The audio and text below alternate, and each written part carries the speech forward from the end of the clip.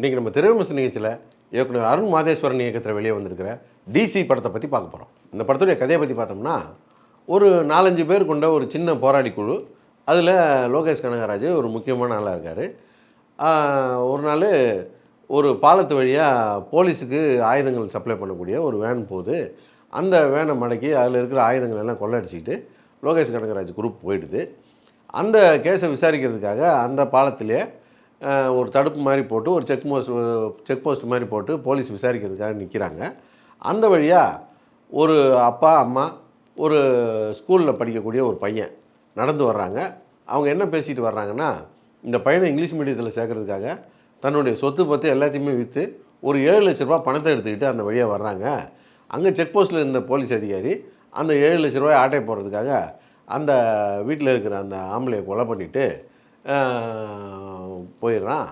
இந்த தகவல் இந்த போராளி குழுவுக்கு தெரிய வருது.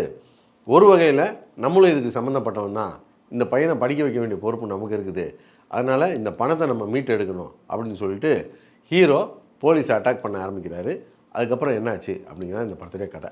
இந்த கதைக்கு இயக்குனர் அருண் மாதேஸ்வரன், ஹீரோ நம்ம லோகேஷ் கனகராஜ்.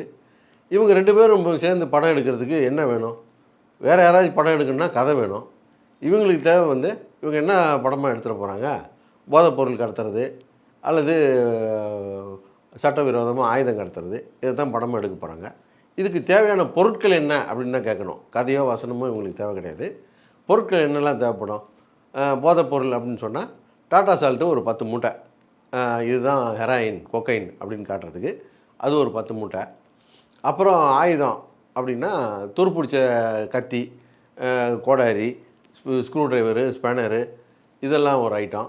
அப்புறம் மிலிட்ரியில் போலீஸ்லலாம் இல்லாத ரொம்ப அட்வான்ஸான துப்பாக்கி, இந்த மாதிரி ஐட்டம்லாம் வச்சுருப்பாங்க.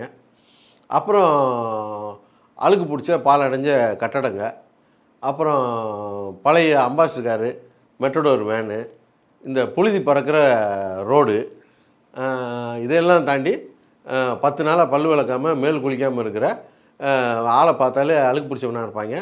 அது மாதிரி ஒரு 10 பேர் தட்டுனா தூசி பறக்கணும், அப்படி அழுக்கு பிடிச்சவனாக இருக்கணும். இவங்க தான் மெயின் கேரக்டர். இவங்கள வச்சு படம் எடுக்க வேண்டியது தான்.